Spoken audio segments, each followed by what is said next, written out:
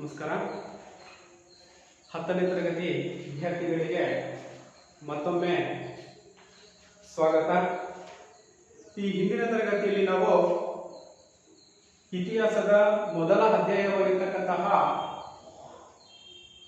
ಭಾರತಕ್ಕೆ ಯುರೋಪಿಯನ್ನರ ಆಗಮನವನ್ನ ಗಮನಿಸಿದ್ದೀವಿ.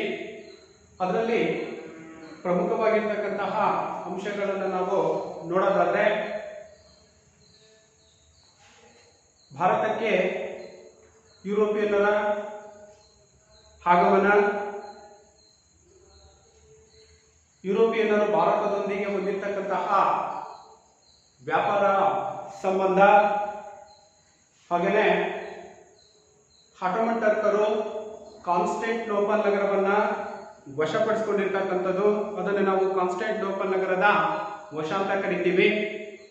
ಏನು 1453ರಲ್ಲಿ ಆಟೋಮನ್ ಟರ್ಕರು ಕಾನ್ಸ್ಟಾಂಟಿನೋಪಲ್ ನಗರವನ್ನ ವಶಪಡಿಸಿಕೊಂಡ್ರು. ಅದರ ಹಿಂದೆ ನಾವು ಗಮನಿಸೋದಾದ್ರೆ, ಭಾರತ ಯುರೋಪಿಯನ್ನರಿಗೆ ಒಂದಿಗೆ ಹೊಂದಿರತಕ್ಕಂತಹ ವ್ಯಾಪಾರ ಸಂಬಂಧ ಅಂತಕ್ಕಂಥದ್ದು ಹೇಗಿತ್ತು. ತದರ ನಂತರದಲ್ಲಿ ನಾವು ಆಟೋಮನ್ ಟರ್ಕರು ಕಾನ್ಸ್ಟಾಂಟಿನೋಪಲ್ ನಗರವನ್ನ ವಶಪಡಿಸಿಕೊಂಡಿರ್ತಕ್ಕಂಥದ್ದು 1453ರಲ್ಲಿ. ಆಗ ಅನಿವಾರ್ಯವಾಗಿ ಹೊಸ ಜಲಮಾರ್ಗ ಅಂತಕ್ಕಂಥದ್ದು ಕೂಡ ಅನ್ವೇಷಣೆ ಅಂತಕ್ಕಂಥದ್ದನ್ನು ನಾವು ಗಮನಿಸಿದ್ದೀವಿ. 1498ರಲ್ಲಿ ವಾಸ್ಕೋ ಡಿ ಗಾಮ ಭಾರತಕ್ಕೆ ಬರುವುದರ ಮೂಲಕ ಪೋರ್ಚುಗೀಸರು ಅಥವಾ ಯುರೋಪಿಯನ್ನರು ಭಾರತಕ್ಕೆ ತಲುಪಿರ್ತಕ್ಕಂಥ ಒಂದು ಅಂಶವನ್ನು ನಾವು ಇಲ್ಲಿಯವರೆಗೆ ಗಮನಿಸಿದ್ದೀವಿ. ನಂತರ ಏನು ಹೊಸ ಜಲಮಾರ್ಗವನ್ನ ಕಂಡುಹಿಡಿದ ನಂತರ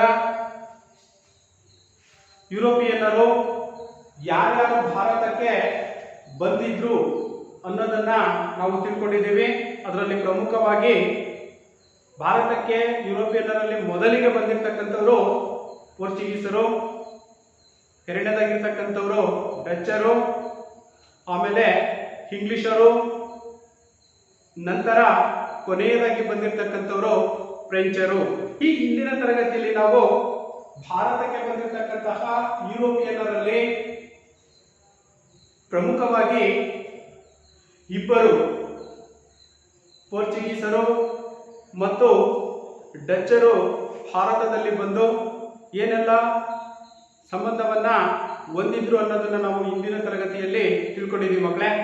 ಹಾಗಾದ್ರೆ ಈ ದಿನದ ತರಗತಿಯಲ್ಲಿ ನಾವು ಏನು ಭಾರತಕ್ಕೆ ಬಂದಿರತಕ್ಕಂತಹ ಯುರೋಪಿನ ಕಂಪನಿಗಳೇನಿದ್ದಾವೆ, ಆ ಕಂಪನಿಗಳಲ್ಲಿ ಮೂರನೇದಾಗಿರ್ತಕ್ಕಂಥದ್ದು ಇಂಗ್ಲಿಷರು ಅಥವಾ ಬ್ರಿಟಿಷರು ಅಂತಲೂ ಕೂಡ ನಾವು ಇವರನ್ನ ಕರೀತೀವಿ. ಈಗ ಇಂದಿನ ತರಗತಿಯಲ್ಲಿ ನಾವು ಎರಡು ಕಂಪನಿಗಳಾಗಿರ್ತಕ್ಕಂತಹ ಪೋರ್ಚುಗೀಸರು ಮತ್ತು ಡಚ್ಚರನ್ನ ತಿಳ್ಕೊಂಡಿದ್ದೀವಿ. ಈ ಒಂದು ತರಗತಿಯಲ್ಲಿ ಭಾರತಕ್ಕೆ ಬಂದಿರತಕ್ಕಂತಹ ಮೂರನೆಯ ಕಂಪನಿಗಳು ಅಂತಕ್ಕಂಥವೇನಿದ್ದಾವೆ ಬ್ರಿಟಿಷರು. ಬ್ರಿಟಿಷರು ಭಾರತದಲ್ಲಿ ಬರುವ ಸಂದರ್ಭದಲ್ಲಿ ಅವರು ಯಾವ ಕಾರಣಕ್ಕಾಗಿ ಭಾರತಕ್ಕೆ ಬಂದರು? ಕೇವಲ ವ್ಯಾಪಾರಕ್ಕಾಗಿ ಮಕ್ಕಳೇ ಬಂದಿರತಕ್ಕಂಥದ್ದು. ಯಾರು? ಬ್ರಿಟಿಷರು ಅಥವಾ ಇಂಗ್ಲಿಷರು. ಅವರು ಭಾರತಕ್ಕೆ ಬಂದು ವ್ಯಾಪಾರಕ್ಕಾಗಿ ಬಂದಂತ ಸಂದರ್ಭದಲ್ಲಿ ಅವರು ಅಂತಿಮವಾಗಿ ನೆಲೆಯೂರಿರ್ತಕ್ಕಂಥದ್ದು ಕೂಡ ಭಾರತದಲ್ಲಿ. ಸುಮಾರು 300-400 ವರ್ಷಗಳ ಕಾಲ ಅವರು ಭಾರತದಲ್ಲಿ ತಮ್ಮ ಆಡಳಿತವನ್ನ ಅಥವಾ ಅಧಿಪತ್ಯವನ್ನ ಸ್ಥಾಪನೆ ಮಾಡಿರ್ತಕ್ಕಂಥದ್ದನ್ನು ನಾವು ಕಾಣಬಹುದು ಮಕ್ಕಳೇ. ಕೇವಲ ವ್ಯಾಪಾರಕ್ಕಾಗಿ ಬಂದಿರತಕ್ಕಂಥವರು ಅಂತಿಮವಾಗಿ ರಾಜಕೀಯ ರಂಗದಲ್ಲೂ ಕೂಡ ಪ್ರವೇಶವನ್ನ ಪಡ್ಕೊಂಡಿರ್ತಕ್ಕಂಥದ್ದನ್ನು ನಾವು ಕಾಣಬಹುದಾಗಿದೆ. ಹಾಗಾದ್ರೆ ಇಂಗ್ಲೆಂಡಿನ ಎಲಿಜಬೆತ್ ರಾಣಿ ಸಾಮಾನ್ಯ ಶಕ ವರ್ಷ 1600 ಡಿಸೆಂಬರ್ 31ರಂದು ಇಂಗ್ಲಿಷ್ ಈಸ್ಟ್ ಇಂಡಿಯಾ ಕಂಪನಿಗೆ ಪೂರ್ವ ದೇಶಗಳೊಂದಿಗೆ ವ್ಯಾಪಾರ ನಡೆಸಲು ಅನುಮತಿಯನ್ನ ಎಷ್ಟು ವರ್ಷಗಳ ಕಾಲ? 15 ವರ್ಷಗಳ ಕಾಲ ಒಂದು ಅನುಮತಿಯನ್ನ ನೀಡಿದ್ರು. ಯಾರು? ಇಂಗ್ಲಿಷ್ ಈಸ್ಟ್ ಇಂಡಿಯಾ ಅಥವಾ ಬ್ರಿಟಿಷ್ ಈಸ್ಟ್ ಇಂಡಿಯಾ ಕಂಪನಿ ಅಂತಕ್ಕಂಥದ್ದು ಯಾವಾಗ ಸ್ಥಾಪನೆ ಆಯಿತು? 1600 ಡಿಸೆಂಬರ್ 31ರಲ್ಲಿ ಸ್ಥಾಪನೆ ಆಗಿರ್ತಕ್ಕಂಥದ್ದು ಅಥವಾ ಜಾರಿಗೆ ಬಂದಿರತಕ್ಕಂಥದ್ದು. ಆ ಒಂದು ಸಂದರ್ಭದಲ್ಲಿ ಬ್ರಿಟಿಷ್ ರಾಣಿಯಾಗಿರ್ತಕ್ಕಂಥ ಎಲಿಜಬೆತ್ ಅಂತಕ್ಕಂಥವಳು ಏನಿದ್ದಾಳೆ, ಇವಳು ಪೂರ್ವ ದೇಶಗಳೊಂದಿಗೆ ವ್ಯಾಪಾರ ನಡೆಸಲು ಅನುಮತಿಯನ್ನ ಎಷ್ಟು ವರ್ಷಗಳ? 15 ವರ್ಷಗಳ ಒಂದು ಪರವಾನಗಿ ಅಂದ್ರೆ ಪರ್ಮಿಟ್ ಅಂತ ಕರಿತೀವಿ. ಅನುಮತಿಯನ್ನ ನೀಡಿದ್ಲು. ಯಾವಾಗ? 1600ರಲ್ಲಿ ಪರವಾನಗಿಯನ್ನ ನೀಡಿದಳು. ಇನ್ನ ಎರಡನೇದನ್ನು ನಾವು ಗಮನಿಸೋದಾದ್ರೆ, ಕಂಪನಿಗೆ ಮೊಘಲ್ ಸಾಮ್ರಾಟನಾದ ಜಹಾಂಗೀರನು ಸೂರತ್ನಲ್ಲಿ ಮೊದಲ ಫ್ಯಾಕ್ಟರಿ, ಏನು ಬ್ರಿಟಿಷ್ ಈಸ್ಟ್ ಇಂಡಿಯಾ ಕಂಪನಿ ಅಂತಕ್ಕಂಥದ್ದು 1600ರಲ್ಲಿ ಸ್ಥಾಪನೆಯಾಯಿತು. ಆ ಒಂದು ಸಂದರ್ಭದಲ್ಲಿ ಮೊಘಲ್ ಅರಸನಾಗಿರ್ತಕ್ಕಂತಹ ಯಾರು? ಜಹಾಂಗೀರನು ಸೂರತ್ನಲ್ಲಿ ಮೊದಲ ಫ್ಯಾಕ್ಟರಿ ದಾಸ್ತಾನು ಅಥವಾ ಫ್ಯಾಕ್ಟರಿ ಅಥವಾ ದಾಸ್ತಾನು ಅಂದ್ರೆ ವಸ್ತುಗಳ ಸಂಗ್ರಹ ಏನಿದಾವೆ ಆ ವಸ್ತುಗಳನ್ನ ಸಂಗ್ರಹಿಸತಕ್ಕಂತ ಒಂದು ಕೋಟಿ ಅಂತಾನೂ ಕೂಡ ನಾವು ಅದನ್ನ ಕರೀತೀವಿ. ದಾಸ್ತಾನು ಪರವಾನಗಿಯನ್ನ ನೀಡಿರ್ತಕ್ಕಂಥದ್ದು ಅಥವಾ ದಾಸ್ತಾನು ಮಳಿಗೆಯನ್ನ ತೆರೆಯಲು ಫಾರ್ಮಾನು ಮೀನ್ಸ್ ಪರ್ಮಿಟ್ ಅಥವಾ ಅನುಮತಿಯನ್ನ ನೀಡಿದ. ಎಲ್ಲಿ? ಸೂರತ್ನಲ್ಲಿ. ಯಾರು ಸೂರತ್ನಲ್ಲಿ ಅನುಮತಿಯನ್ನ ನೀಡಿರ್ತಕ್ಕಂಥದ್ದು ಬ್ರಿಟಿಷರಿಗೆ? ಎಸ್, ಜಹಾಂಗೀರ್ ಅಂತಕ್ಕಂಥವ್ರು ಏನಿದ್ದಾರೆ ಅನುಮತಿಯನ್ನ ನೀಡಿದ. ತದನಂತರ 1617ರಲ್ಲಿ ಇಂಗ್ಲೆಂಡಿನ ರಾಜ 1ನೇ ಜೇಮ್ಸ್ ನ ರಾಯಭಾರಿಯಾಗಿ ಜಹಾಂಗೀರನ ಆಸ್ಥಾನಕ್ಕೆ ಸರ್ ಥಾಮಸ್ ರೋ ಬಂದನು. 1617ರಲ್ಲಿ ಇಂಗ್ಲೆಂಡಿನ ರಾಜನಾಗಿರ್ತಕ್ಕಂತಹ 1ನೇ ಜೇಮ್ಸ್ ರಾಯಭಾರಿಯಾಗಿ ಜಹಾಂಗೀರನ ಆಸ್ಥಾನಕ್ಕೆ ಯಾರು ಬಂದಿದ್ರು? ಹಾಗಾದ್ರೆ ಇಲ್ಲಿ ಸರ್ ಥಾಮಸ್ ರೋ ಬಂದನು. ನಂತರ ಇವನು ಜಹಾಂಗೀರನಿಂದ ಮೊಘಲ್ ಸಾಮ್ರಾಜ್ಯದ ಕೆಲವೆಡೆಗಳಲ್ಲಿ ಫ್ಯಾಕ್ಟರಿ ಸ್ಥಾಪಿಸಲು ಅನುಮತಿಯನ್ನು ಕೂಡ ಪಡೆದನು. ಏನು? ಥಾಮಸ್ ರೋ ಅಂತಕ್ಕಂಥವನು ಬಂದಿದ್ದ. ಅವನು ಸಾಮ್ರಾಟನಾಗಿರ್ತಕ್ಕಂತಹ ಜಹಾಂಗೀರನ ಹತ್ರ ಕೆಲವೊಂದು ಪ್ರದೇಶಗಳಲ್ಲಿ ತಮ್ಮ ವ್ಯಾಪಾರದ ಬ್ರಿಟಿಷ್ ವ್ಯಾಪಾರ ಕಂಪನಿಗಳು ಅಥವಾ ಈಸ್ಟ್ ಇಂಡಿಯಾ ಕಂಪನಿಯ ವ್ಯಾಪಾರದ ಕೇಂದ್ರಗಳನ್ನು ತೆರೆಯಬೇಕಂತ ಹೇಳ್ಬಿಟ್ಟು ಜಹಾಂಗೀರನಿಂದ ಅನುಮತಿಯನ್ನ ಕೇಳಿದನು. ನಂತರ ಇಂಗ್ಲಿಷರು 1639ರಲ್ಲಿ ಚಂದ್ರಗಿರಿಯ ರಾಜನಿಂದ ಮದ್ರಾಸ್ನಲ್ಲಿ ಭೂಮಿಯನ್ನು ಪಡೆದು ಸೇಂಟ್ ಜಾರ್ಜ್ ಫೋರ್ಟ್ ಎಂಬಲ್ಲಿ ಬಲಿಷ್ಠ ಕೋಟೆಯನ್ನು ಕೂಡ ಇವರು ಬ್ರಿಟಿಷರು ನಿರ್ಮಾಣವನ್ನ ಮಾಡಿದ್ರು. ನಂತರ ಮುಂದೆ ಇಂಗ್ಲೆಂಡಿನ ರಾಜಕುಮಾರ 2ನೇ ಚಾರ್ಲ್ಸ್, ಯಾರು? ಇಂಗ್ಲೆಂಡಿನ ರಾಜಕುಮಾರನಾಗಿರ್ತಕ್ಕಂತಹ 2ನೇ ಚಾರ್ಲ್ಸ್ ಬಾಂಬೆಯನ್ನ 1608ರಲ್ಲಿ ಕಂಪನಿಗೆ ವಾರ್ಷಿಕ 10 ಪೌಂಡ್ಗಳಿಗೆ ಅನುಗುಣವಾಗಿ ಬಾಡಿಗೆಯನ್ನು ಕೂಡ ನೀಡಿದನು. ಯಾರು? 1668ರಲ್ಲಿ 2ನೇ ಚಾರ್ಲ್ಸ್ ಬಾಂಬೆಯನ್ನ ಬ್ರಿಟಿಷರಿಗೆ ಅಥವಾ ಇಂಗ್ಲೆಂಡಿನ ರಾಜರಿಗೆ 10 ಪೌಂಡ್ಗಳಿಗೆ ಬಾಡಿಗೆಯನ್ನು ಕೂಡ ನೀಡಿದನು.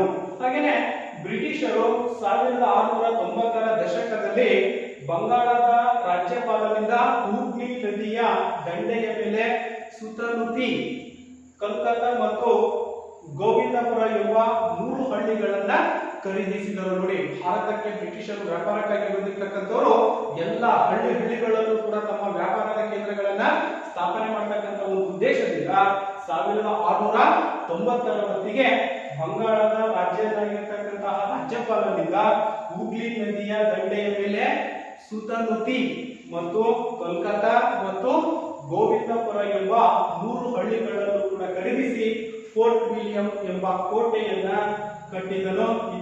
ಇದರ ಸುತ್ತ ಕೋಲ್ಕತ್ತಾ ನಗರ ಅಂತಕ್ಕಂಥದ್ದು ಬೆಳವಣಿಗೆ ಆಗಿತ್ತು. ಅರ್ಥ ಆಯ್ತಾ ಮಕ್ಕಳೇ? ಇದು ಪ್ರಮುಖವಾಗಿರ್ತಕ್ಕಂಥದ್ದು. ಬ್ರಿಟಿಷರು 1690ರ ದಶಕದಲ್ಲಿ ಬಂಗಾಳದ ರಾಜ್ಯಪಾಲನಿಂದ ಹೂಗ್ಲಿ ನದಿಯ ದಡೆಯ ಮೇಲೆ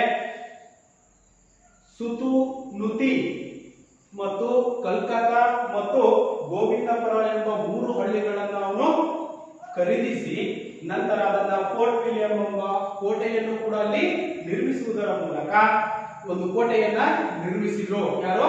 ಬ್ರಿಟಿಷರು.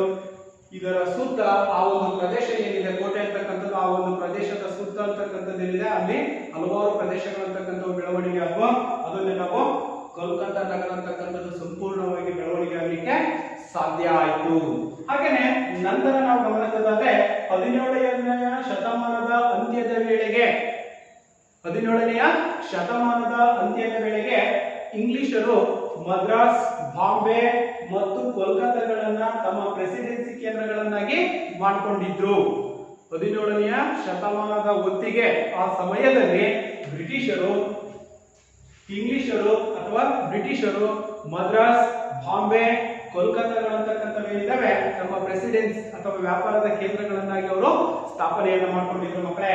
ಹಾಗೇನೆ 18ನೇ ಶತಮಾನದ ಉತ್ತರಾರ್ಧದಲ್ಲಿ ಇಂಗ್ಲಿಷರು ಕೋಲ್ಕತ್ತಾವನ್ನ ತಮ್ಮ ರಾಜಧಾನಿಯನ್ನಾಗಿ ಮಾಡಿಕೊಂಡ್ರು. ಏನು ಈ ಒಂದು ಹಳ್ಳಿಗಳನ್ನ ತಗೊಂಡು ಫೋರ್ಟ್ ವಿಲಿಯಂ ಅಂತಕ್ಕಂಥ ಒಂದು ಕೋಟೆಯನ್ನ ನಿರ್ಮಾಣ ಮಾಡ್ಕೊಂಡ್ರು. ಆ ಕೋಟೆ ಅಂತಕ್ಕಂಥದ್ದು ಏನಾಯ್ತು, ಕೋಲ್ಕತ್ತಾ ಅಂತಕ್ಕಂಥ ಒಂದು ಬೃಹತ್ ನಗರವಾಗಿ ಬೆಳವಣಿಗೆ ಆಯ್ತು. ಆ ಒಂದು ಸಂದರ್ಭದಲ್ಲಿ 18ನೇ ಶತಮಾನದ ಉತ್ತರಾರ್ಧದಲ್ಲಿ ಇಂಗ್ಲಿಷರು ಈ ಒಂದು ಕೋಲ್ಕತ್ತಾ ನಗರ ಅಂತಕ್ಕಂಥದ್ದೇನಿದೆ ಬೆಳೆದಿರ್ತಕ್ಕಂಥ ಕೋಲ್ಕತ್ತಾ ನಗರವನ್ನ ತಮ್ಮ ರಾಜಧಾನಿಯನ್ನಾಗಿ ಮಾಡಿಕೊಂಡಿದ್ರು. ಯಾರು? ಬ್ರಿಟಿಷರು. ಹಾಗೇನೆ ತಮ್ಮ ಅಧೀನದಲ್ಲಿದ್ದ ಪ್ರದೇಶಗಳಲ್ಲಿ ತಮ್ಮದೇ ನಾಗರಿಕ ಮತ್ತು ಅಪರಾಧ ಕಾಯ್ದೆಗಳನ್ನು ಕೂಡ ಬ್ರಿಟಿಷರು ಜಾರಿಗೆ ತಂದಿದ್ರು. ಏನು ಈ ಒಂದು ಕೋಲ್ಕತ್ತಾ ನಗರವನ್ನ ತಮ್ಮ ರಾಜಧಾನಿಯನ್ನಾಗಿ ಅವರು ಮಾಡಿಕೊಂಡಿದ್ರು. ಆ ಒಂದು ಸಂದರ್ಭದಲ್ಲಿ ತಮ್ಮ ಅಧೀನದಲ್ಲಿದ್ದಂತಹ ಪ್ರದೇಶಗಳಲ್ಲಿ ತಮ್ಮದೇ ಆಗಿರ್ತಕ್ಕಂತಹ ಅವರ ಅಧೀನದಲ್ಲಿರ್ತಕ್ಕಂಥ ಯಾವ್ಯಾವ ಪ್ರದೇಶಗಳಿದಾವೆ ಆ ಒಂದು ಪ್ರದೇಶಗಳಲ್ಲಿ ನಾಗರಿಕ ಮತ್ತು ಅಪರಾಧ civil and criminal procedure code ಅಂತ ಕರಿತೀವಿ. ಈ ಒಂದು ಕಾಯ್ದೆಯನ್ನ ಅಥವಾ ಕಾನೂನನ್ನು ಕೂಡ ಜಾರಿಗೆ ತಂದರು. ಯಾರು? ಬ್ರಿಟಿಷರು. ಈ ರೀತಿಯಾಗಿ ಭಾರತದಲ್ಲಿ ತಮ್ಮ ಆಧಿಪತ್ಯವನ್ನ ಅವರು ಸ್ಥಾಪನೆ ಮಾಡಲಿಕ್ಕೆ ಪ್ರಮುಖ ಕಾರಣವಾಗಿತ್ತು. ಇಷ್ಟು ಮಕ್ಕಳೇ ಬ್ರಿಟಿಷರು ಯಾವುದರಲ್ಲಿ ಭಾರತಕ್ಕೆ ಬಂದಿರತಕ್ಕಂಥ ಯುರೋಪಿನ ಕಂಪನಿಗಳಲ್ಲಿ 3ನೇ ಕಂಪನಿಯಾಗಿರ್ತಕ್ಕಂಥದ್ದು ಇಂಗ್ಲಿಷರು. ಅರ್ಥಾಯ್ತಾ ಮಕ್ಕಳೇ? ಈಗ ನಂತರ ಇನ್ನ ಕೊನೆಯದಾಗಿ ಭಾರತಕ್ಕೆ ಬಂದಿರತಕ್ಕಂತಹ ಯುರೋಪಿನ ಕಂಪನಿಗಳಲ್ಲಿ ಕೊನೆಯದಾಗಿರ್ತಕ್ಕಂಥವ್ರು ಅಥವಾ ಕೊನೆಯದಾಗಿರ್ತಕ್ಕಂಥವ್ರು ಫ್ರೆಂಚರು. ಹಾಗಾದ್ರೆ ಭಾರತದಲ್ಲಿ ಫ್ರೆಂಚರು ಹೇಗೆ ಪದಾರ್ಪಣೆಯನ್ನ ಮಾಡಿದ್ರು, ಅವರ ಒಂದು ವ್ಯಾಪಾರದ ಸ್ಥಿತಿಗತಿ ಅಂತಕ್ಕಂಥದ್ದು ಹೇಗಿತ್ತು ಅನ್ನೋದನ್ನ ನಾವು ಗಮನಿಸೋದಾದ್ರೆ, ಫ್ರೆಂಚ್ ಈಸ್ಟ್ ಇಂಡಿಯಾ ಕಂಪನಿಯು 1664ರಲ್ಲಿ ಮೊದಲೇ ಫ್ರೆಂಚ್ ಈಸ್ಟ್ ಇಂಡಿಯಾ ಕಂಪನಿ ಯಾವಾಗ ಸ್ಥಾಪನೆ ಆಯ್ತು ಅಂತ ನಿಮಗೆ ಒಂದು ಅಂಕದ ಪ್ರಶ್ನೆಯನ್ನ ಕೇಳಬಹುದು. ಅರ್ಥ ಆಯ್ತಾ? ಆಗ ನಾವು 1664ರಲ್ಲಿ ಸರ್ಕಾರಿ ಒಡೆತನದ ಕಂಪನಿಯಾಗಿ ಇದು ಆರಂಭವಾಯಿತು. ಯಾವುದು? ಫ್ರೆಂಚ್ ಈಸ್ಟ್ ಇಂಡಿಯಾ ಕಂಪನಿ ಅಂತಕ್ಕಂಥದ್ದು ಯಾವಾಗ ಸ್ಥಾಪನೆ ಆಯಿತು? 1664ರಲ್ಲಿ ಇದು ಸರ್ಕಾರಿ ಒಡೆತನದಲ್ಲಿ ಪ್ರಾರಂಭವಾಗಿರ್ತಕ್ಕಂಥದ್ದು. ಕೆಲವು ಖಾಸಗಿ ಒಡೆತನದಲ್ಲಿ ಇರ್ಬೋದು, ಆದ್ರೆ ಈ ಒಂದು ಕಂಪನಿ ಅಂತಕ್ಕಂಥದ್ದು ಯಾವುದು? ಯಾವ company? French East India company 1664ರಲ್ಲಿ ಸರ್ಕಾರದ ಒಡೆತನದ ಕಂಪನಿಯಾಗಿ ಇದು ಪ್ರಾರಂಭವಾಯಿತು. ಎಲ್ಲಿ? ಭಾರತದಲ್ಲಿ. ಇನ್ನು ಎರಡನೇದಾಗಿರ್ತಕ್ಕಂಥದ್ದು ಇದು 1688ರಲ್ಲಿ ತನ್ನ ಪ್ರಪ್ರಥಮ ದಾಸ್ತಾನು ಮಳಿಗೆಯನ್ನ ಸೂರತ್ನಲ್ಲಿ ಆರಂಭಿಸಿತು. ಏನು ಫ್ರೆಂಚ್ ಈಸ್ಟ್ ಇಂಡಿಯಾ ಕಂಪನಿ ಅಂತಕ್ಕಂಥದ್ದು ಭಾರತದಲ್ಲಿ ಸರ್ಕಾರಿ ಒಡೆತನದಲ್ಲಿ 1664ರಲ್ಲಿ ಏನ್ ಪ್ರಾರಂಭವಾಯಿತು, ಇದು 1668ರಲ್ಲಿ ಪ್ರಪ್ರಥಮ ಅಂದ್ರೆ ಮೊಟ್ಟ ಮೊದಲ ದಾಸ್ತಾನು ಸ್ಟಾಕ್ ಯಾರ್ಡ್ ಅಂತ ಕರಿತೀವಿ ನಾವು ಮಕ್ಕಳೇ. ಎಲ್ಲಿ ಕರಿತೀವಿ? Stock yard. ಅದನ್ನೇ ದಾಸ್ತಾನು ಮಳಿಗೆಯನ್ನ ಎಲ್ಲಿ ಪ್ರಾರಂಭಿಸಿತು? ಸೂರತ್ನಲ್ಲಿ. ಯಾವಾಗ? 1668ರಲ್ಲಿ ಫ್ರೆಂಚ್ ಈಸ್ಟ್ ಇಂಡಿಯಾ ಕಂಪನಿ ಪ್ರಪ್ರಥಮ ದಾಸ್ತಾನು ಕೋಟೆಯನ್ನ ಅಥವಾ ದಾಸ್ತಾನು ಕೊಠಡಿಯನ್ನ ಅಥವಾ ಕೋಟೆಯನ್ನ ನಿರ್ಮಾಣವನ್ನ ಮಾಡಿತ್ತು. ಯಾವ ಪ್ರದೇಶದಲ್ಲಿ ಅನ್ನೋದಾದ್ರೆ ಸೂರತ್ ಅಂತಕ್ಕಂಥ ಒಂದು ಪ್ರದೇಶದಲ್ಲಿ ಇದು ಸ್ಥಾಪನೆಯನ್ನ ಮಾಡಿತು. ನಂತರ ಈ ಒಂದು ದಾಸ್ತಾನು ಮಳಿಗೆ ಅಂತಕ್ಕಂಥದ್ದು ಪ್ರಾರಂಭವಾದಂತ ನಂತರದ ದಿನಗಳಲ್ಲಿ ಯಾವ್ಯಾವ ಪ್ರದೇಶಗಳಲ್ಲಿ ತಮ್ಮ ಅಸ್ತಿತ್ವವನ್ನು ಅವರು ಹೊಂದಿದ್ರು? ಮಚಲಿಪಟ್ಟಣ, ಚಂದ್ರನಗರ, ಮಾಯೆ, ಕರೇಕಲ್ ಮತ್ತು ಕಾಸಿ ಬಜಾರ್, ಬಾಲಸೂರಿಗಳಲ್ಲೂ ಕೂಡ ತಮ್ಮ ವ್ಯಾಪಾರದ ಕೇಂದ್ರಗಳನ್ನಾಗಿ ಮಾಡಿಕೊಂಡಿದ್ರು. ಯಾರು? ಫ್ರೆಂಚರು. ಏನು 1664ರಲ್ಲಿ ಭಾರತದಲ್ಲಿ ತಮ್ಮ ಫ್ರೆಂಚ್ ಈಸ್ಟ್ ಇಂಡಿಯಾ ಕಂಪನಿಯನ್ನ ಪ್ರಾರಂಭಿಸಿದ್ರು, ಅವರು ಯಾವ್ಯಾವ ಪ್ರದೇಶಗಳಲ್ಲಿ ತಮ್ಮ ವ್ಯಾಪಾರದ ಕೇಂದ್ರಗಳನ್ನ ಹೊಂದಿದ್ರು ಅನ್ನೋದನ್ನ ನಾವು ಗಮನಿಸೋದಾದ್ರೆ ಮಚಲಿಪಟ್ಟಣ, ಚಂದ್ರನಗರ, ಮಾಯೆ, ಕರೈಕಲ್, ಕಾಸಿ ಬಜಾರ್ ಮತ್ತು ಬಾಲಸೂರ್ಗಳನ್ನ ಕೇಂದ್ರಗಳನ್ನಾಗಿ ಅವರು ಮಾಡಿಕೊಂಡಿದ್ರು. ಯಾರು ಮಕ್ಕಳೇ? ಫ್ರೆಂಚರು. ಹಾಗೇನೆ ಫ್ರೆಂಚರು 1674ರಲ್ಲಿ ವಾಲಿಕೊಂಡ 1674ರಲ್ಲಿ ವಾಲಿಕೊಂಡಪುರಂನಲ್ಲಿ ಅಥವಾ ವಾಲಿಕೊಂಡಪುರಂನಲ್ಲಿ ಸ್ಥಳೀಯ ಮುಸ್ಲಿಂ ಅಧಿಕಾರಿಯಿಂದ ಒಂದು ಹಳ್ಳಿಯನ್ನ ಕೂಡ ಪಡೆದುಕೊಂಡಿದ್ರು. ಯಾವಾಗ? 1674ರಲ್ಲಿ ವಾಲಿಕೊಂಡಪುರಂನ ಸ್ಥಳೀಯ ಮುಸ್ಲಿಂ ಅಧಿಕಾರಿಯಿಂದ ಒಂದು ಹಳ್ಳಿಯನ್ನು ಕೂಡ ಅವರು ಪಡೆದುಕೊಂಡಿದ್ರು. ಕ್ರಮೇಣ ಇದನ್ನೇ ದೊಡ್ಡ ವ್ಯಾಪಾರ ಕೇಂದ್ರವಾಗಿ ಯಾವುದನ್ನ ಏನು ಮುಸ್ಲಿಮರಿಂದ ಪಡ್ಕೊಂಡಿರ್ತಕ್ಕಂತಹ ಒಂದು ಸಣ್ಣ ಹಳ್ಳಿ ಅಧಿಕಾರಿಯಿಂದ ಪಡ್ಕೊಂಡಿರ್ತಕ್ಕಂತಹ ಹಳ್ಳಿ ಏನಿದೆ ಆ ಹಳ್ಳಿ ಅಂತಕ್ಕಂಥದನ್ನ ಅವರು ತಮ್ಮ ದೊಡ್ಡ ವ್ಯಾಪಾರ ಕೇಂದ್ರವಾಗಿ ಮಾಡಿಸಿ ತಮ್ಮ ರಾಜಧಾನಿಯನ್ನಾಗಿ ಅವರು ಮಾಡಿಕೊಂಡಿದ್ರು. ಏನು ಮುಸ್ಲಿಂ ಅಧಿಕಾರಿಯಿಂದ ಪಡ್ಕೊಂಡಿರ್ತಕ್ಕಂತಹ ಆ ಒಂದು ಹಳ್ಳಿ ಏನಿದೆ ಅದನ್ನ ದೊಡ್ಡದಾಗಿರ್ತಕ್ಕಂಥ ತಮ್ಮ ವ್ಯಾಪಾರದ ಕೇಂದ್ರವಾಗಿ ಅವರು ಸ್ಥಾಪನೆಯನ್ನ ಮಾಡಿಕೊಂಡಿದ್ರು. ಅದೇ ಯಾವುದು ಮುಸ್ಲಿಂ ಅಧಿಕಾರಿಯಿಂದ ಪಡ್ಕೊಂಡಿರ್ತಕ್ಕಂತಹ ಪ್ರದೇಶಪ್ಪ ಅಂತಂದ್ರೆ ಪಾಂಡಿಚೇರಿ ಅಥವಾ ಪುದುಚೇರಿ. ಆ ಮುಸ್ಲಿಂ ಅಧಿಕಾರಿಯಿಂದ ಪಡ್ಕೊಂಡಿರ್ತಕ್ಕಂತಹ ಹಳ್ಳಿ ಅಥವಾ ಪ್ರದೇಶ ಯಾವುದು ಅನ್ನೋದಾದ್ರೆ ಅದು ಪುದುಚೇರಿ ಅಥವಾ ಪಾಂಡಿಚೇರಿ ಅಂತಕ್ಕಂಥದ್ದು. ಇದು ಫ್ರೆಂಚರು ಭಾರತದಲ್ಲಿ ಬಿಟ್ಟು ಹೋಗುವವರೆಗೂ ಯಾವುದು ಪುದುಚೇರಿ ಅಥವಾ ಪಾಂಡಿಚೇರಿ ಅಂತಕ್ಕಂಥದ್ದೇನಿದೆ ಫ್ರೆಂಚರು ಭಾರತವನ್ನ ಬಿಟ್ಟು ಹೋಗುವವರೆಗೂ ಕೂಡ ಅವರ ರಾಜಧಾನಿಯಾಗಿತ್ತು. ಇಲ್ಲಿ ಕೇಳಬಹುದು ನಿಮಗೆ ಒಂದು ಅಂಕದ ಪ್ರಶ್ನೆ ಮಕ್ಕಳೇ, ಫ್ರೆಂಚರ ರಾಜಧಾನಿ ಯಾವುದು, ಪುದುಚೇರಿ ಅಥವಾ ಪಾಂಡಿಚೇರಿ ಅಂತಕ್ಕಂಥದ್ದು ಅಂತ ಆಯ್ತಾ ಮಕ್ಕಳೇ? ಈಗ ಎಸ್. ನಂತರ 1746ರಲ್ಲಿ ಪಾಂಡಿಚೇರಿಯ ಗವರ್ನರ್ ಆಗಿ ಬಂದ ಡ್ಯೂಪ್ಲೆ is the very most important ಒಂದು ಅಂಕದ ಪ್ರಶ್ನೆ. ಏನ್ ಪ್ರಶ್ನೆ ಕೇಳ್ಬೋದು ಮಕ್ಕಳೇ? ಹಾಗಾದ್ರೆ ಭಾರತಕ್ಕೆ ಬಂದಿರತಕ್ಕಂತ ಫ್ರೆಂಚ್ ಮೊದಲ ಗವರ್ನರ್ ಜನರಲ್ ಯಾರು ಅಂತ ಪ್ರಶ್ನೆನೂ ಕೂಡ ನಮಗೆ ಬರ್ಬೋದು ಮಕ್ಕಳೇ. ಅದಕ್ಕೆ ನಾವು ಡ್ಯೂಪ್ಲೆ ಎಂಬ ಮಹತ್ವಾಕಾಂಕ್ಷಿ ಅಧಿಕಾರಿಯು ದಕ್ಷಿಣ ಭಾರತದಲ್ಲಿ ಫ್ರೆಂಚರ ಅಧಿಪತ್ಯವನ್ನು ಸ್ಥಾಪಿಸಲು ಹವಣಿಸಿದನು. ಯಾವ ಪ್ರದೇಶದಲ್ಲಿ? ದಕ್ಷಿಣ ಭಾರತದಲ್ಲಿ ತಮ್ಮ ಅಧಿಪತ್ಯವನ್ನು ಸ್ಥಾಪಿಸಲು ಡ್ಯೂಪ್ಲೆ 1746ರಲ್ಲಿ ಹವಣಿಸತೊಡಗಿದ. ನಂತರ ಇದು ಇಂಗ್ಲಿಷರೊಡನೆ ಸಂಘರ್ಷಕ್ಕಿಳಿದು ಕಾರ್ನಾಟಿಕ್ ಯುದ್ಧಗಳಿಗೂ ಕೂಡ ಕಾರಣವಾಗಿತ್ತು. ಇಲ್ಲಿ ಏನು ಕರ್ನಾಟಿಕ್ ಯುದ್ಧಗಳು ಅಂತಕ್ಕಂಥವು ನಡೆದಿರ್ತಕ್ಕಂಥದ್ದೇನಿದೆ ಆ ಮೂರು ಕರ್ನಾಟಿಕ್ ಯುದ್ಧಗಳು ಫ್ರೆಂಚರಿಗೂ ಮತ್ತು ಬ್ರಿಟಿಷರು ಅಥವಾ ಇಂಗ್ಲಿಷರ ನಡುವೆ ನಡೆದಿರ್ತಕ್ಕಂಥದ್ದು. ಈ ರೀತಿಯಾಗಿ ತಮ್ಮ ವ್ಯಾಪಾರದ ಅಸ್ತಿತ್ವವನ್ನ ಭಾರತದಲ್ಲಿ ಫ್ರೆಂಚರು ಸ್ಥಾಪಿಸಿದರು ಮಕ್ಕಳೇ. ಅರ್ಥ ಆಯ್ತಲ್ವಾ? ಅರ್ಥ ಆಯ್ತಲ್ಲ? ಹಾಗಾದ್ರೆ ಮುಂದಿನ ಒಂದು ತರಗತಿಯಲ್ಲಿ ಅಥವಾ ಮುಂದಿನ ಅವಧಿಯಲ್ಲಿ ನಾವು ಗಮನಿಸೋದಾದ್ರೆ ಬ್ರಿಟಿಷರು ಮತ್ತು ಫ್ರೆಂಚರ ಪ್ರತಿಸ್ಪರ್ಧಿಗಳನ್ನು ನಾವು ತಿಳ್ಕೊಳ್ಳೋಣ.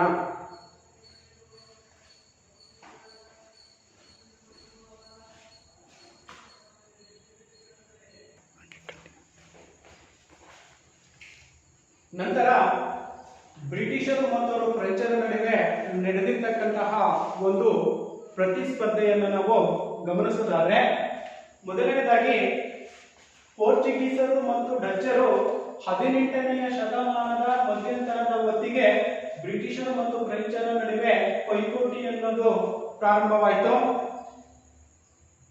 ಭಾರತದ ರಾಜಕೀಯ ರಂಗದಿಂದ ಇವರು ಹಿಂದೆ ಸರಿಯಬೇಕಾಯಿತು. ಯಾರು?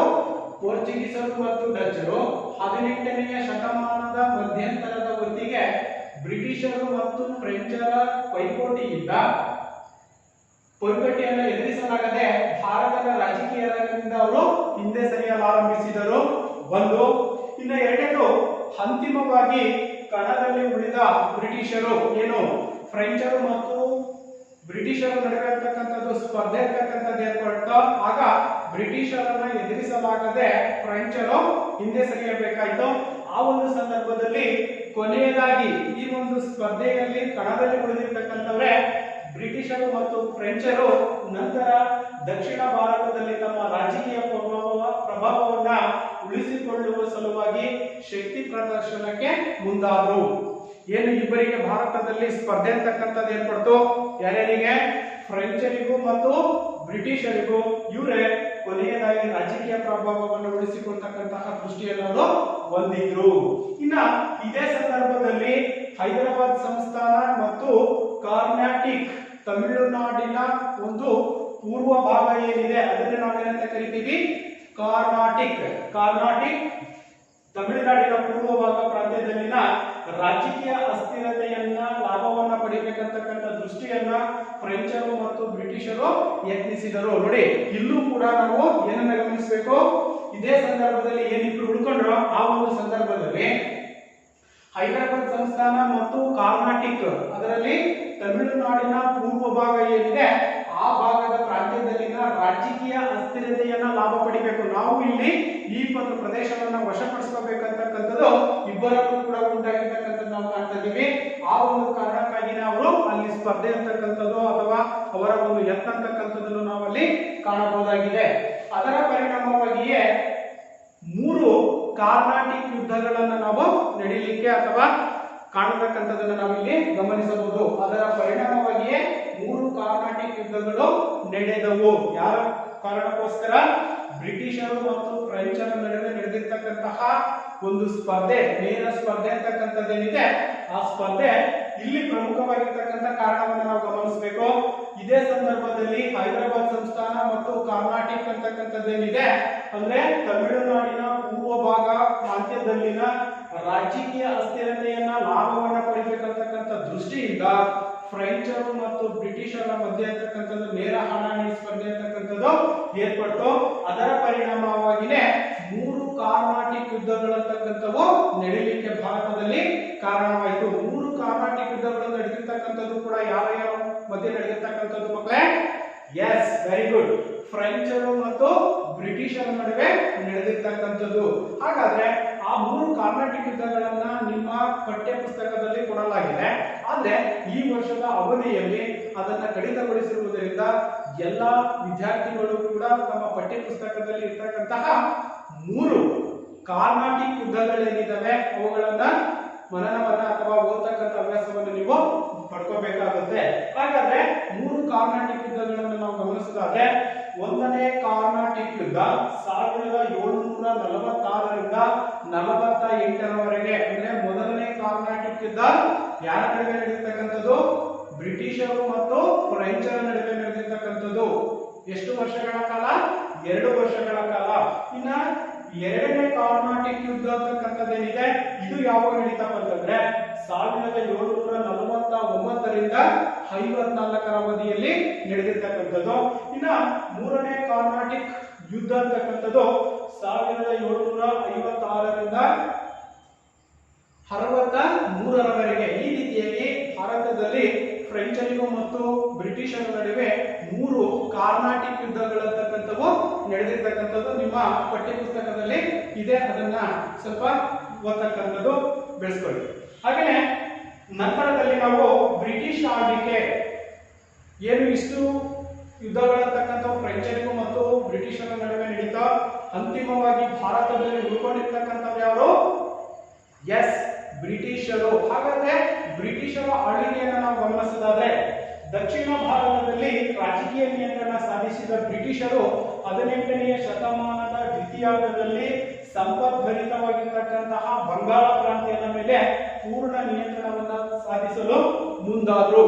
ಏನು ಭಾರತದಲ್ಲಿ ತಮ್ಮ ಆಧಿಪತ್ಯವನ್ನ ಸ್ಥಾಪಿಸಿದ್ರು, ಅಂತಿಮವಾಗಿ ದಕ್ಷಿಣ ಭಾರತದ ರಾಜಕೀಯ ನಿಯಂತ್ರಣ ಸಾಧಿಸುವ ದೃಷ್ಟಿಯಿಂದ 18ನೆಯ ಶತಮಾನದ ಮಧ್ಯ ದ್ವಿತೀಯಾರ್ಧದಲ್ಲಿ ಸಂಪದ್ಭರಿತವಾಗಿರ್ತಕ್ಕಂಥ ಅಂದ್ರೆ ಸಾಕಷ್ಟು ಸಂಪತ್ತನ್ನು ಒಳಗೊಂಡಿರ್ತಕ್ಕಂತಹ ಬಂಗಾಳ ಅಂತಕ್ಕಂಥದ್ದೇನಿದೆ ಬಂಗಾಳ ಪ್ರಾಂತ್ಯದ ಮೇಲೆ ಪೂರ್ಣ ನಿಯಂತ್ರಣವನ್ನು ಅವರು ಹೊಂದಿದ್ರು. ಸಂಪೂರ್ಣವಾಗಿ ಬಂಗಾಳ ಪ್ರಾಂತ್ಯವನ್ನು ಅವರು ವಶಪಡಿಸಿಕೊಂಡಿದ್ದು ಯಾರು?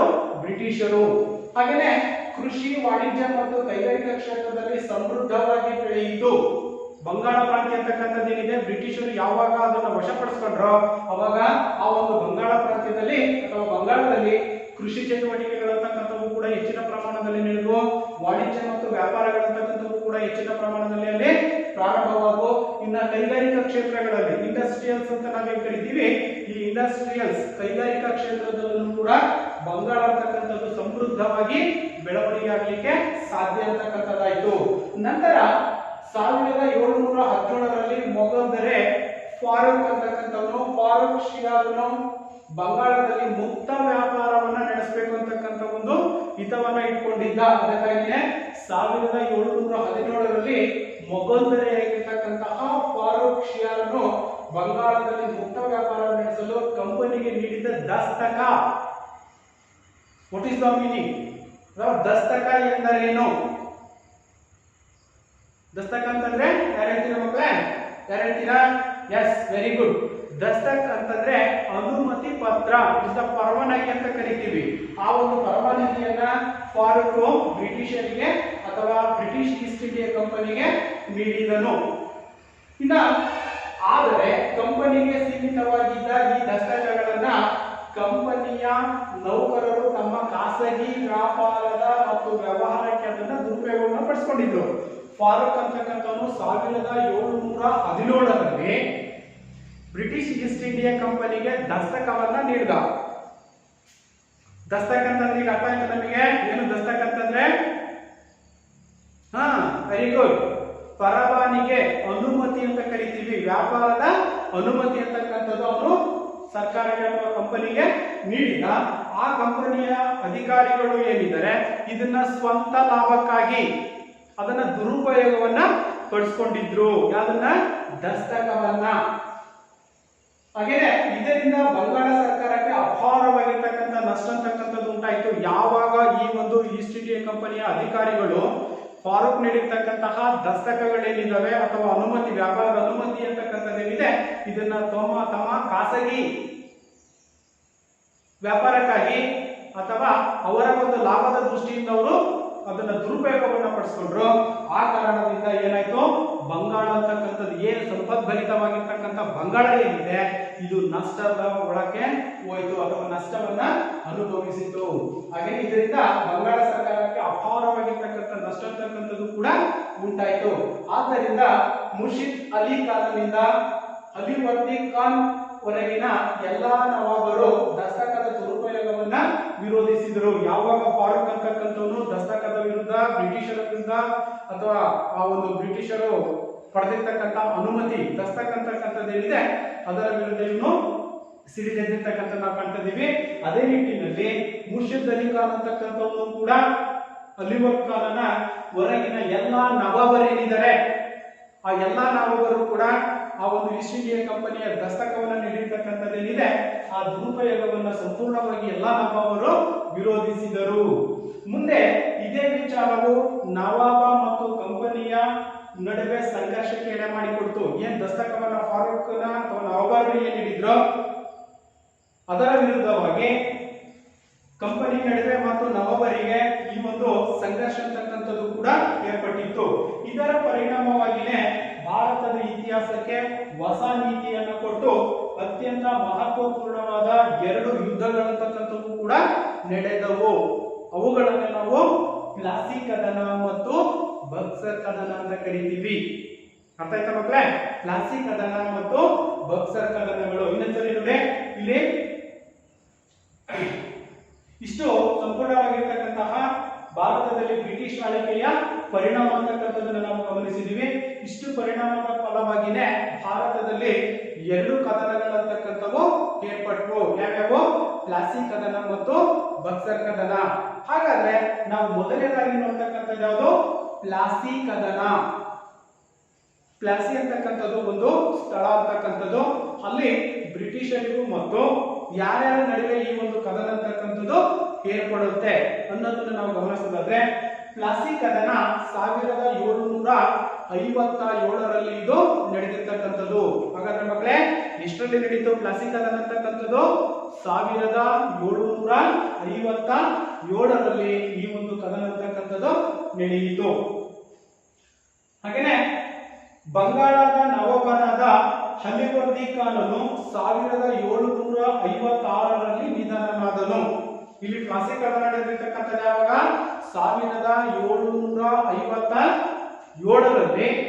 ಆದ್ರೆ ಬಂಗಾಳದ ನವಾಬನಾಗಿರ್ತಕ್ಕಂಥವ್ನು ಏನಿದ್ದಾನೆ ಯಾರು? ಅಲಿವರ್ದಿ ಖಾನನು 1756ರಲ್ಲಿ ಮರಣವನ್ನ ಹೊಂದಿದ. ಇವನ ಮರಣದ ತರುವಾಯ ಅವನ ಮೊಮ್ಮಗನಾಗಿರ್ತಕ್ಕಂತಹ ಸಿರಾಜ್ ಉದ್ ದೌಲನು ಅಧಿಕಾರಕ್ಕೆ ಬಂದನು. ವೆರಿ ಸಿಂಪಲ್ ಮಕ್ಕಳೇ, ಸುಲಭವಾಗಿ ಅರ್ಥವನ್ನ ಮಾಡ್ಕೊಳ್ಳಿ. ಪ್ಲಾಸಿ ಕದನ ಅಂತಕ್ಕಂಥದ್ದು ಯಾವಾಗ ನಡೀತು? 1757ರಲ್ಲಿ. ಅಲ್ಲಿ ಪ್ರಮುಖ ಅಂಶಗಳನ್ನ ನಾವು ಗಮನಿಸೋದಾದ್ರೆ 1756ರಲ್ಲಿ ನವಾಬನಾಗಿರ್ತಕ್ಕಂತಹ ಅಲಿವರ್ದಿ ಖಾನ್ ಅಂತಕ್ಕಂಥವನು ಮರಣವನ್ನ ಹೊಂದಿದ. ಅಲಿವರ್ದಿ ಖಾನನ ಮೊಮ್ಮಗನಾಗಿರ್ತಕ್ಕಂತಹ ಸಿರಾಜ್ ಉದ್ ದೌಲನು 1556ರಲ್ಲಿ ಅಧಿಕಾರಕ್ಕೆ ಬಂದನು. ಅವರ ಅಜ್ಜನ ನಂತರ ಅವನು ಅಧಿಕಾರಕ್ಕೆ ಬಂದ. ಯುವ ನವಾಬನಾಗಿರ್ತಕ್ಕಂತಹ ಸಿರಾಜ್ ಉದ್ ದೌಲನು ಹಾಗೂ ಬ್ರಿಟಿಷರಿಗೂ 1757ರಲ್ಲಿ ಇತಿಹಾಸ ಪ್ರಸಿದ್ಧ ಪ್ಲಾಸಿ ಕದನ ಅಂತಕ್ಕಂಥದ್ದು ನಡೆಯಿತು. ಅರ್ಥ ಈಗ 1756ರಲ್ಲಿ ಅಲಿವರ್ದಿ ಖಾನ್ ಅಂತಕ್ಕಂಥವನು ಮರಣವನ್ನ ಹೊಂದಿದ. ಹಾಗೆಯೇ ಅವನ ಮೊಮ್ಮಗನಾಗಿರ್ತಕ್ಕಂಥ ಸಿರಾಜ್ ಉದ್ ದೌಲನು ಅಧಿಕಾರಕ್ಕೆ ಬಂದನು ಅಥವಾ ಪಟ್ಟಕ್ಕೆ ಬಂದನು. ಯುವ ನವಾಬನಾಗಿರ್ತಕ್ಕಂಥ ಸಿರಾಜ್ ಉದ್ ದೌಲನಿಗೂ ಮತ್ತು ಬ್ರಿಟಿಷರಿಗೂ 1757ರಲ್ಲಿ ಇತಿಹಾಸ ಪ್ರಸಿದ್ಧವಾಗಿರ್ತಕ್ಕಂತಹ ಪ್ಲಾಸಿ ಅಂತಕ್ಕಂತಹ ಒಂದು ಸ್ಥಳ ಏನಿದೆ, ಆ ಒಂದು ಸ್ಥಳದಲ್ಲಿ ಕದನ ಅಂತಕ್ಕಂಥದ್ದು ಏರ್ಪಡ್ತು ಅಥವಾ ಪ್ರಾರಂಭವಾಯಿತು. ಯಾವಾಗ? 1857ರಲ್ಲಿ. ಅದನ್ನೇ ನಾವು ಪ್ಲಾಸಿ ಕದನ ಅಂತ ಕರಿತೀವಿ. ಇಲ್ಲಿ ಕೇಳಬಹುದು ಮಕ್ಕಳಿಗೆ, ಪ್ಲಾಸಿ ಕದನ ಅಂತಕ್ಕಂಥದ್ದು ಯಾರ ನಡುವೆ ನಡೆಯಿತು ಅಂತ ಕೇಳಿದಾಗ ಸಿರಾಜ್ ಉದ್ ದೌಲನಿಗೂ ಮತ್ತು ಬ್ರಿಟಿಷರಿಗೂ ನಡೆದಿರ್ತಕ್ಕಂಥದ್ದು. ಹಾಗಾದ್ರೆ ಪ್ಲಾಸಿ ಕದನ ಯಾವಾಗ ನಡೀತು ಅನ್ನೋದಾದ್ರೆ 1757ರಲ್ಲಿ. ಎಲ್ಲಿ ನಡೀತು? ಪ್ಲಾಸಿ ಅಂತಕ್ಕಂತಹ ಒಂದು ಸ್ಥಳ ಏನಿದೆ ಮಕ್ಕಳೇ, ಆ ಒಂದು ಸ್ಥಳದಲ್ಲಿ ಕದನ ಅಂತಕ್ಕಂಥದ್ದು ನಡೀತು.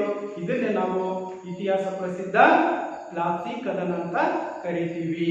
ಹಾಗಾದ್ರೆ ಇನ್ನೊಂದು ಮುಖ್ಯವಾಗಿರ್ತಕ್ಕಂಥದ್ದು, ಈ ಪ್ಲಾಸಿ ಕದನಕ್ಕೆ ಪ್ರಮುಖವಾಗಿರ್ತಕ್ಕಂಥ ಕಾರಣಗಳನ್ನು ನಾವು ಗಮನಿಸಬೇಕು ಮಕ್ಕಳೇ. ಹೌದಲ್ವಾ? ಹೌದು ತಾನೆ? Yes, very good. ಹಾಗಾದ್ರೆ ಪ್ಲಾಸಿ ಕದನಕ್ಕೆ ಕಾರಣಗಳು ಇಸ್ ದ ವೆರಿ ಮೋಸ್ಟ್, ಬಹಳಷ್ಟು ಪ್ರಮುಖವಾಗಿರ್ತಕ್ಕಂತಹ ಪ್ರಶ್ನೆ. ಇಲ್ಲಿ 3 ಅಂಕದ ಪ್ರಶ್ನೆನಾದ್ರೂ ಬರ್ಬೋದು, 2 ಅಂಕದ ಪ್ರಶ್ನೆನಾದ್ರೂ ಕೂಡ ಮಕ್ಕಳೇ ಬರ್ಬೋದು. ಏನ್ ಕೇಳ್ಬೋದು?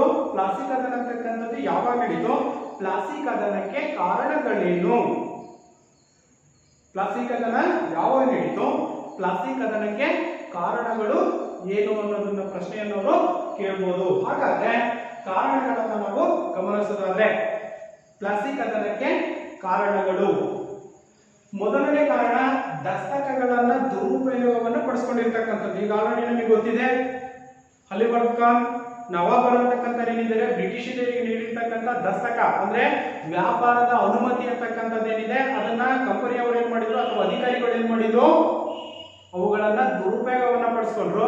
ದುರುಪಯೋಗವನ್ನು ಪಡಿಸ್ಕೊಂಡಿರ್ತಕ್ಕಂಥ ಸಂದರ್ಭದಲ್ಲಿ ಬಂಗಾಳ ಅಂತಕ್ಕಂಥದ್ದು ಸಂಪೂರ್ಣವಾಗಿ ಅದು ಏನಾಗಿತ್ತು, ನಷ್ಟಕ್ಕೆ ಒಳಗಾಗಿತ್ತು. ಆ ಒಂದು ಕಾರಣದಿಂದ ಬಂಗಾಳದ ನವಾಬರು ಬ್ರಿಟಿಷರ ವಿರುದ್ಧ ದಂಗೆ ಏಳಲಿಕ್ಕೆ ಇದು ಪ್ರಮುಖ ಕಾರಣವಾಗಿತ್ತು. ಒಂದು.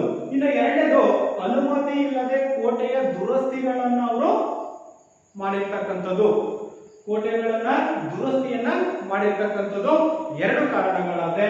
ಇನ್ನು ಮೂರನೇದು ಕಪ್ಪು ಕೋಣೆ ದುರಂತ. ಇವು ಪ್ರಮುಖವಾಗಿ 1757ರಲ್ಲಿ ನಡೆದಿರ್ತಕ್ಕಂತಹ ಪ್ಲಾಸಿ ಕದನಕ್ಕೆ ಕಾರಣಗಳು ಮಕ್ಕಳೇ. ಇದು 3 ಅಂಕದ ಪ್ರಶ್ನೆಗೆ ಉತ್ತರವನ್ನು ನಾವು ಬರೀಬೇಕಾಗುತ್ತೆ. ಇಲ್ಲ ಅಂತಂದ್ರೆ ಒಂದೊಂದು ಸಂದರ್ಭಗಳಲ್ಲಿ ಏನಾಗುತ್ತೆ, 2 ಅಂಕದ ಪ್ರಶ್ನೆಗೆ ಅವರು ಕೇಳಬಹುದು, ಯಾವ್ದನ್ನ ಸಪರೇಟ್ ಆಗಿ ಕೇಳಬಹುದು, ದಸ್ತಕಗಳ ದುರುಪಯೋಗ. ಇಲ್ಲ ಅಂತಂದ್ರೆ it's the very most important ಪ್ರಶ್ನೆ ಅಂತಕ್ಕಂಥದ್ದು ನಾವು ಗಮನಿಸೋದಾದ್ರೆ ಇಲ್ಲಿ ಕಪ್ಪು ಕೋಣೆ ದುರಂತ. ಇದನ್ನ 2 ಅಂಕದ ಪ್ರಶ್ನೆಗಳಿಗೂ ಕೂಡ ಕೇಳುವ ಸಾಧ್ಯತೆ ಇದೆ. ಸಾಕಷ್ಟು ಪರೀಕ್ಷೆಗಳಲ್ಲೂ ಕೂಡ ಇದನ್ನ ಕೇಳಿದ್ದಾರೆ. ಇಲ್ಲ ಅಂತಂದ್ರೆ 2 ಅಂಕದ ಪ್ರಶ್ನೆಗೆ ನೀವು ಇದನ್ನು ಕೇಳಬಹುದು, ಪ್ಲಾಸಿ ಕದನಕ್ಕೆ ಕಾರಣಗಳನ್ನ ತಿಳಿಸಿ ಅಥವಾ ಪರಿಣಾಮಗಳನ್ನ ತಿಳಿಸಿ. ನಾವು ಅಧ್ಯಯನವನ್ನು ಮಾಡ್ತಕ್ಕಂಥದ್ದು ಯಾವಾಗಿದೆ, ಕಾರಣಗಳನ್ನ ಮಾತ್ರ ತಿಳ್ಕೊಳ್ತಾ ಇದ್ದೀವಿ ಈಗ ಅಲ್ವಾ. ಹಾಗಾದ್ರೆ 3 ಕಾರಣಗಳನ್ನ ನಾವು ಪ್ಲಾಸಿ ಕದನಕ್ಕೆ ಕಾಣ್ತಾ ಇದ್ದೀವಿ. ದಸ್ತಕಗಳ ಒಂದು ದುರುಪಯೋಗ, ಅನುಮತಿ ಇಲ್ಲದೆ ಕೋಟೆಯನ್ನ ದುರಸ್ತಿ ಮಾಡಿರ್ತಕ್ಕಂಥದ್ದು, ಮೂರನೇದು ಕಪ್ಪು ಕೋಣೆ ದುರಂತ. ಇವು ಪ್ರಮುಖವಾಗಿರ್ತಕ್ಕಂತಹ ಪ್ಲಾಸಿ ಕದನಕ್ಕೆ ಕಾರಣಗಳು. ಹಾಗಾದ್ರೆ ಇವುಗಳನ್ನ ಸಂಕ್ಷಿಪ್ತವಾಗಿ ನಾವು ನೋಡೋದಾದ್ರೆ ಯಾವ್ದನ್ನ, ಪ್ಲಾಸಿ ಕದನಕ್ಕೆ ಕಾರಣಗಳು ಏನ್ 3 ಇದಾವೆ, ಅದರಲ್ಲಿ ಮೊದಲನೇದಾಗಿರ್ತಕ್ಕಂಥದ್ದು ದಸ್ತಕಗಳ ದುರುಪಯೋಗ. ಇಲ್ಲಿ ಕಂಪನಿಯ ವ್ಯಾಪಾರಕ್ಕಾಗಿ ನೀಡಿದ ದಸ್ತಕಗಳನ್ನ ಬ್ರಿಟಿಷರು ದುರುಪಯೋಗ ಪಡಿಸಿಕೊಳ್ಳುವ ಮೂಲಕ ರಾಜ್ಯದ ಬೊಕ್ಕಸಕ್ಕೆ ನಷ್ಟವನ್ನು ಉಂಟು ಮಾಡುತ್ತಿದ್ದುದು ಸಿರಾಜುದ್ದೌಲನಿಗೆ ಕೆರಳಿಸಿತು. ನಾವು ಅವಾಗ ಹೇಳಿದೀವಿ ಮಕ್ಕಳೇ ಅಲ್ವಾ, ಯಾವಾಗ ಈ ಒಂದು ಕಂಪನಿಗೆ ನವಾಬರು ಅಥವಾ ಸಿರಾಜುದ್ದೌಲ ದಸ್ತಕವನ್ನ ನೀಡಿದ ವ್ಯಾಪಾರದ ಅನುಮತಿಯನ್ನ ಏನ್ ಮಾಡಿದ್ರು ಅವರು ದುರುಪಯೋಗವನ್ನ ಪಡಿಸ್ಕೊಂಡ್ರು. ಆಗ ಬಂಗಾಳ ಅಂತಕ್ಕಂಥದ್ದು ಸಂಪೂರ್ಣವಾಗಿ ಏನಾಗಿತ್ತು, ನಷ್ಟಕ್ಕೆ ಎಡೆ ಮಾಡಿಕೊಟ್ಟಿತ್ತು. ಆ ಕಾರಣದಿಂದ ಸಂಪೂರ್ಣವಾಗಿ ಅಲ್ಲಿ ನಷ್ಟವನ್ನ ಬಂಗಾಳ ಅಂತಕ್ಕಂಥದ್ದು ಅನುಭವಿಸ್ತಾ ಇತ್ತು. ಅದರಿಂದ ಸಿಟ್ಟಿಗೆದ್ದಿರ್ತಕ್ಕಂಥ ಸಿರಾಜುದ್ದೌಲನು ಬ್ರಿಟಿಷರ ವಿರುದ್ಧ ದಂಗೆ ಏಳಿಕೆ ಕಾರಣವಾಯಿತು. ಇನ್ನು ಎರಡನೇದು, ಅನುಮತಿ ಇಲ್ಲದೆ ಕೋಟೆಯ ದುರಸ್ತಿಯನ್ನ ಮಾಡಿರ್ತಕ್ಕಂಥದ್ದು. ಅದರಲ್ಲಿ ಮೊದಲೇದು, ಬ್ರಿಟಿಷರು ಫ್ರೆಂಚರ ಭಯದಿಂದ ಕೋಲ್ಕತ್ತಾದ ಕೋಟೆಯನ್ನ ಬಲಪಡಿಸಿ ಫಿರಂಗಿಗಳನ್ನ ಇಟ್ಟಿದ್ರು. ಯುದ್ಧೋಪಕರಣಗಳಂತ ನಾವೇ ಕರಿತೀವಿ. ಆ ಯುದ್ಧೋಪಕರಣಗಳನ್ನ ಅಲ್ಲಿ ಬಚ್ಚಿಟ್ಟಿದ್ರು. ಎಲ್ಲಿ? ಕೋಲ್ಕತ್ತಾದ ಕೋಟೆಯಲ್ಲಿ. ಯಾರ ಭಯದಿಂದ? ಫ್ರೆಂಚರ ಭಯದಿಂದ ಬ್ರಿಟಿಷರು ಆ ಒಂದು ಕೋಟೆಯಲ್ಲಿ, ಕೋಲ್ಕತ್ತಾದ ಕೋಟೆಯಲ್ಲಿ ಫಿರಂಗಿಗಳನ್ನ ಅಥವಾ ಸಿಡಿಮದ್ದುಗಳನ್ನ ಅಂದ್ರೆ ಯುದ್ಧಕ್ಕೆ ಬೇಕಾಗಿರ್ತಕ್ಕಂಥ ಎಲ್ಲಾ ಒಂದು ಆಯುಧಗಳನ್ನ ಅಲ್ಲಿ ಶೇಖರಣೆಯನ್ನ ಮಾಡಿದ್ರು. ಇನ್ನು ಎರಡನೇದು, ಅನುಮತಿ ಪಡೆಯದೆ ಕೋಟೆಯನ್ನ ದುರಸ್ತಿ ಮಾಡಿಸಿದ್ದರಿಂದ ಫಿರಂಗಿಗಳನ್ನ ತೆಗೆದುಹಾಕಲು ಸಿರಾಜುದ್ದೌಲನು ಸೂಚಿಸಿದನಾದರೂ ಅವರು ಪಾಲಿಸಲಿಲ್ಲ. ಏನು ಕೋಟೆ ದುರಸ್ತಿ ಅಂತಕ್ಕಂಥದ್ದು ಯಾರು ಹೇಳಿದ್ರು ನಿಮಗೆ ಮಾಡ್ಲಿಕ್ಕೆ, ಸಂಗ್ರಹಣೆ ಮಾಡಕ್ಕೆ ಯಾರಂತ ಹೇಳಿದ್ರು ಅಂತ ಹೇಳ್ಬಿಟ್ಟು ಸಿರಾಜುದ್ದೌಲ ಹೇಳಿದ್ರು ಕೂಡ ಅವರು ಕೇಳಲಿಲ್ಲ. ಇದರಿಂದ ಸಿರಾಜನು ಆಕ್ರೋಶಗೊಂಡನು. ದುರಸ್ತಿಯನ್ನು ಮಾಡಿದ್ದರಿಂದ ಸಿರಾಜುದ್ದೌಲನಿಗೆ ಸಿಟ್ಟು ಅಂತಕ್ಕಂಥದ್ದು ಅಥವಾ ಆಕ್ರೋಶ ಅಂತಕ್ಕಂಥದ್ದು ಕೂಡ ಉಂಟಾಗಿತ್ತು. ಇದು ಎರಡನೇ ಅಂಶವನ್ನ ನಾವು ಕಾಣ್ತಾ ಇದ್ದೀವಿ. ಇನ್ನು ಮೂರನೇದು, ಕಪ್ಪು ಕೋಣೆ ದುರಂತ. ಇದು ಬಹಳಷ್ಟು ಪ್ರಮುಖವಾಗಿರ್ತಕ್ಕಂಥ ಅಂಶ ಮಕ್ಕಳೇ. ಯಾವುದು? ಕಪ್ಪು ಕೋಣೆ ದುರಂತ. ಇದನ್ನ ಸಪರೇಟ್ ಆಗಿ ಪರೀಕ್ಷೆಯಲ್ಲಿ 2 ಅಂಕದ ಪ್ರಶ್ನೆಯನ್ನು ಕೇಳುವ ಸಾಧ್ಯತೆಯೂ ಕೂಡ ಇರುತ್ತೆ. ಹಾಗಾದ್ರೆ ಮೊದಲೇದು, ಸಿರಾಜುದ್ದೌಲನು ಫೋರ್ಟ್ ವಿಲಿಯಂ ಕೋಟೆಯನ್ನ ಸುಲಭವಾಗಿ ಗೆದ್ದು ಕೆಲವರನ್ನ ಸೆರೆ ಹಿಡಿದ. ಯಾವಾಗ ಬ್ರಿಟಿಷರು ದಸ್ತಕಗಳನ್ನ ದುರುಪಯೋಗವನ್ನ ಪಡಿಸ್ಕೊಂಡ್ರೆ ಇವನಿಗೆ ಕೋಪ ಅಂತಕ್ಕಂಥದ್ದು ಬಂತು. ಆಗ ಸಿರಾಜುದ್ದೌಲ ಫೋರ್ಟ್ ವಿಲಿಯಂ ಕೋಟೆಯನ್ನ ಸುಲಭವಾಗಿ ಯಾರಿಂದ? ಬ್ರಿಟಿಷರಿಂದ ವಶಪಡಿಸಿಕೊಂಡು ಕೆಲವರನ್ನ ಸೆರೆ ಹಿಡಿದನು. ಮೊದಲನೇದು. ಇನ್ನ ಎರಡನೇದಾಗಿರ್ತಕ್ಕಂಥದ್ದು, ಸಿರಾಜನು ಅಕ್ರಮದಲ್ಲಿ ಸೆರೆ ಸಿಕ್ಕ 146 ಬ್ರಿಟಿಷರನ್ನ ಚಿಕ್ಕ ಕೋಟಿ ಅಥವಾ ಕೊಠಡಿ ಅಂತ ನಾವೇ ಕರಿತೀವಿ. ಆ ಕೊಠಡಿಯೊಂದರಲ್ಲಿ ಬಂಧಿಸಿದ್ದನು. ಏನು 146 ಜನರನ್ನ ಆ ಒಂದು ಫೋರ್ಟ್ ವಿಲಿಯಂ ಕೋಟೆಯಲ್ಲಿ ಅವನು ವಶವನ್ನ ಪಡಿಸಿಕೊಂಡು ಅವರನ್ನ ವಶಕ್ಕೆ ತಗೊಂಡು, ಆ ಸಂದರ್ಭದಲ್ಲಿ 146 ಬ್ರಿಟಿಷರು ಏನಿದ್ದಾರೆ ಅವರನ್ನ ಒಂದು ಕೋಟೆಯಲ್ಲಿ ಅಥವಾ ಕೊಠಡಿಯಲ್ಲಿ ಅವರನ್ನು ಬಂಧನದಲ್ಲಿ ಇಟ್ಟನು. ಅವರಲ್ಲಿ 123 ಮಂದಿ ಏನು ಬಂಧಿಸಿರ್ತಕ್ಕಂಥ ಸಿರಾಜುದ್ದೌಲನು ಬಂಧಿಸಿರ್ತಕ್ಕಂಥ 146 ಬ್ರಿಟಿಷ್ ಅಧಿಕಾರಿಗಳೇನಿದ್ದಾರೆ, ಆ ಬ್ರಿಟಿಷ್ ಅಧಿಕಾರಿಗಳಲ್ಲಿ 126 ಜನರು ಅಂತಕ್ಕಂಥ ಏನಿದರಲ್ಲಿ ಅಸುನೀಗಿದರು, ಅಂದ್ರೆ ಪ್ರಾಣವನ್ನ ಕಳೆದುಕೊಂಡರು. ಹಾಗೇನೆ ಈ ಸುದ್ದಿ ಕೇಳಿ ರಾಬರ್ಟ್ ಕ್ಲೈವ್ ಉಗ್ರಕೋಪದಲ್ಲಿ ಬಲಿಷ್ಠ ಸೇನೆಯೊಂದಿಗೆ ಬಂಗಾಳಕ್ಕೆ ಬಂದನು. ಯಾವ ಕಾರಣಕ್ಕೋಸ್ಕರ ಇಲ್ಲಿ ನಾವು ಗಮನಿಸಬೇಕಾಗಿರ್ತಕ್ಕಂಥದ್ದು ಕಪ್ಪು ಕೋಣೆ ದುರಂತ ಅಲ್ವಾ. 146 ಜನರನ್ನ ಸಿರಾಜುದ್ದೌಲನು ಬಂಧಿಸಿದ. ಆ ಬಂಧಿಸಿರ್ತಕ್ಕಂಥ ಸಂದರ್ಭದಲ್ಲಿ 123 ಜನರು ಅಂತಕ್ಕಂಥ ಅಥವಾ ಬ್ರಿಟಿಷ್ ಅಧಿಕಾರಿಗಳೇನಿದ್ದಾರೆ ಇವರು ಹಸುವನ್ನ ನೀಗಿದರು, ಅಂದ್ರೆ ಪ್ರಾಣವನ್ನ ತೆಗೆದ್ರು. ಆಗ ಇಲ್ಲಿ ರಾಬರ್ಟ್ ಕ್ಲೈವ್ ಏನಿದ್ದಾನೆ, ಬ್ರಿಟಿಷ್ ಅಧಿಕಾರಿಯಾಗಿರ್ತಕ್ಕಂಥ ರಾಬರ್ಟ್ ಕ್ಲೈವ್ ಉಗ್ರಕೋಪ ಅಂದ್ರೆ ಅವನಿಗೆ ಕೋಪ ಅಂತಕ್ಕಂಥದ್ದು ಬರುವುದರ ಮೂಲಕ ಆ ಒಂದು ಉಗ್ರಕೋಪದಲ್ಲಿ ಬಲಿಷ್ಠ ಸೇನೆಯೊಂದಿಗೆ ಬಂಗಾಳಕ್ಕೆ ಬಂದನು. ಇಷ್ಟು ಪ್ಲಾಸಿ ಕದನಕ್ಕೆ ಕಾರಣಗಳು. ಅರ್ಥ ಆಯ್ತಾ ಮಕ್ಕಳೇ? ಇಷ್ಟು ಪ್ಲಾಸಿ ಕದನಕ್ಕೆ ಕಾರಣಗಳನ್ನು ನಾವೀಗ ತಿಳ್ಕೊಂಡಿದ್ದೀವಿ.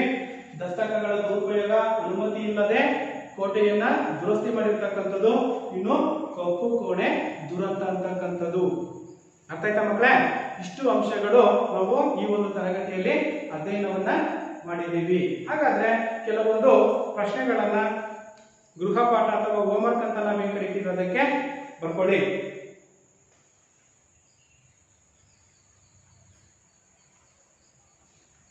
ಬ್ರಿಟಿಷರು ಮತ್ತು ಫ್ರೆಂಚರ ನಡುವಿನ ಸ್ಪರ್ಧೆಯನ್ನ ಸಂಕ್ಷಿಪ್ತವಾಗಿ ವಿವರಿಸಿ.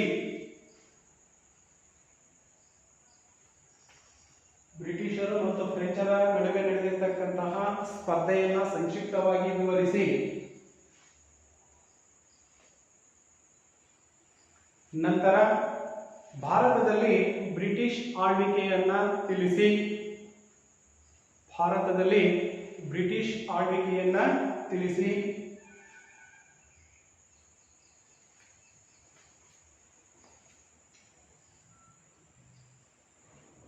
ಪ್ಲಾಸಿ ಕದನ ಯಾವಾಗ ನಡೆಯಿತು? ಪ್ಲಾಸಿ ಕದನ ಯಾವಾಗ ನಡೆಯಿತು?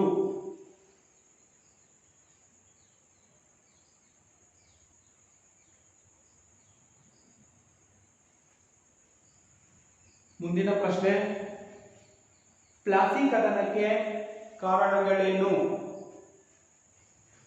ಪ್ಲಾಸಿ ಕದನಕ್ಕೆ ಕಾರಣಗಳೇನು? ಅಥವಾ ಪ್ಲಾಸಿ ಕದನವನ್ನ ಸಂಕ್ಷಿಪ್ತವಾಗಿ ವಿವರಿಸಿ. ಪ್ಲಾಸಿ ಕದನವನ್ನ ಸಂಕ್ಷಿಪ್ತವಾಗಿ ವಿವರಿಸಿ.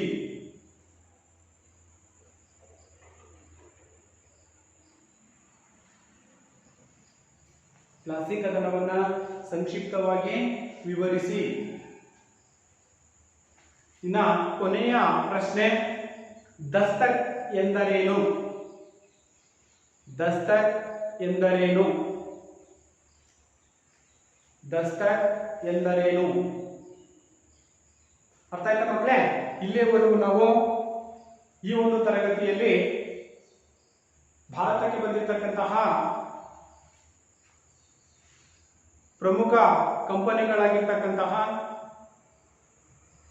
English East India company, French East India company, ತದನಂತರದಲ್ಲಿ ಬ್ರಿಟಿಷ್ ಆಳ್ವಿಕೆ, ಹಾಗೆಯೇ ಪ್ಲಾಸಿ ಕದನ ಮತ್ತು ಪ್ಲಾಸಿ ಕದನಕ್ಕೆ ಕಾರಣಗಳನ್ನು ನಾವು ತಿಳ್ಕೊಂಡಿದ್ದೀವಿ ಮಕ್ಕಳೇ. ಅರ್ಥ ಆಗಿದೆ ಅಂತ ಹೇಳ್ಬಿಟ್ಟು ನಾವು ತಿಳ್ಕೊಳ್ಳೋದ್ರ ಮೂಲಕ ಧನ್ಯವಾದಗಳು.